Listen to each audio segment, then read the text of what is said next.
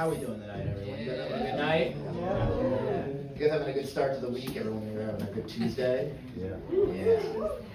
It is. That is how the days work. It goes Monday, then Tuesday. This is going to be a surprise. Wednesday is tomorrow. No, I'm looking to have a good week, mainly because I don't have to build any of my furniture. My girlfriend's furniture.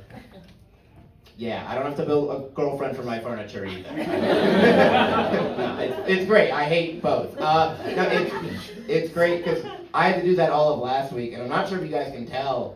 I'm more of a fix-your-computer boyfriend. Kind of my shtick here.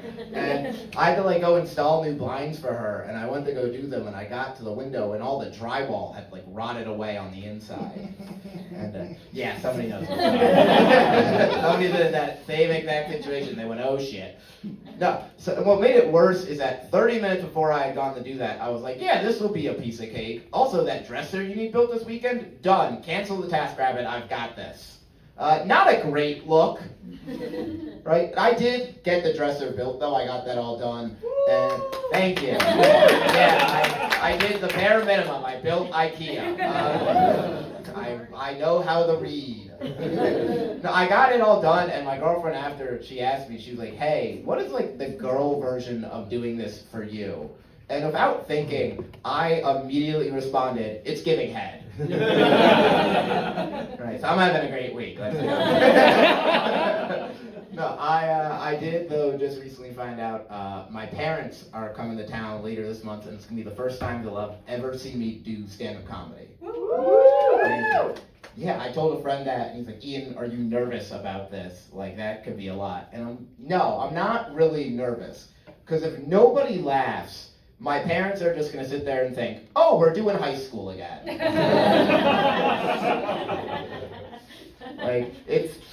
The bar is low. What nobody tells you about when you grow up as a loser is that it also sets the bar low for when you're an adult. I told my parents I had a girlfriend, and they had no questions. I'll be honest, my very Jewish parents were the only people to not ask if she was Jewish. That's how low the bar is. It's wonderful. When your parents come down, you have to be on the phone with them a lot, trying to plan stuff out. And I like talking to my parents on the phone, because I tend to have two very different conversations between my mom and my dad. Right? talking to my mom, it's very, basic Jewish mom stuff. It's are you eating enough? You kind of look fat. It's stuff like that. Right? Lose some weight. Also, there's a new donut shop near you. My dad's phone calls are always different every time, and they're always super random. My dad one time called me in the middle of the day, and I pick up and I'm like, hey, Dad, what's up? And he just goes, I saw that movie Dune today. I'm like, great, Dad. Was it good? He's like, yeah. I knew your mom wouldn't want to come, so I pulled a U and went by myself. You see one movie alone one fucking time. I'm like, is it everything you do, is that a me? He's like, no, just the public stuff. I like to imagine that anytime my dad's friends cancel on him late in the evening, he's like, well, I'm going to have an Ian kind of night. I do. I like when my family comes to town because we have a lot of fun together. My family is a fun family. My parents, they moved down to South Florida because they're old and Jewish, and that's what we do. And I was down there visiting this time, and we went to one of the casinos to go catch a show. And while we were waiting for the doors to open, my mom taught me this fun game to play at the casino called Guess Who's a Hooker? Yeah, it's all the men liked it, all the women hated that. No, that's my mom's favorite game at the casino, not blackjack. It's great. That's the kind of fun me and my mom have. I'd say the relative I have the most fun with has to be my grandma, by far. Me and my grandma, we get along super well. And growing up, every time my grandma came to town, she'd actually let me teach her how to play a video game. My favorite was she let me teach her how to play Grand Theft Auto, which was fun. Crazy way to find out your grandma is pro beating the shit out of hookers. We were playing, she's like, oh, the object is to hit the people? Oh, I've got this in the bag. Ian, I'm going to teach you a new move or two. That's my family relationship. And I know you're Ian, your mom and your grandma kind of sound conservative and not feminist. They are. They're just also fun. That's how that works.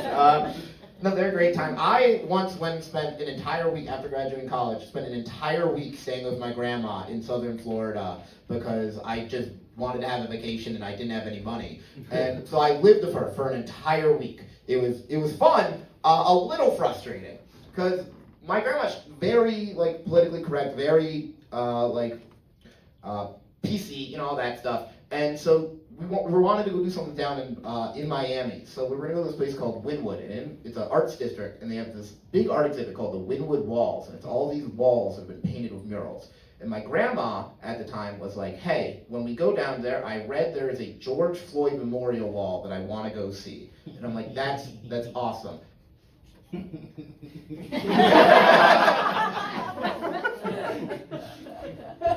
All right. And so I went, I wanted to go to this wall. I went to go look it up, and the wall didn't exist. It just wasn't real.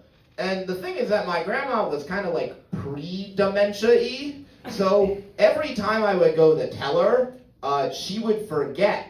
So every day, around 2 to 3 times a day, she'd be like, can we go see the George Floyd wall? And I have to be like, Grandma, that's not our thing. She's like, no, I read it, it's real. And what was annoying is that she'd bring it up in public. I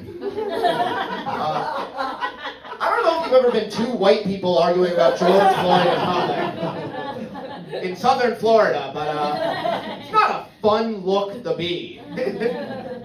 No, my dad did just turn 55 though, which is nice. And like any 55-year-old, kind of having that midlife crisis-ish thing.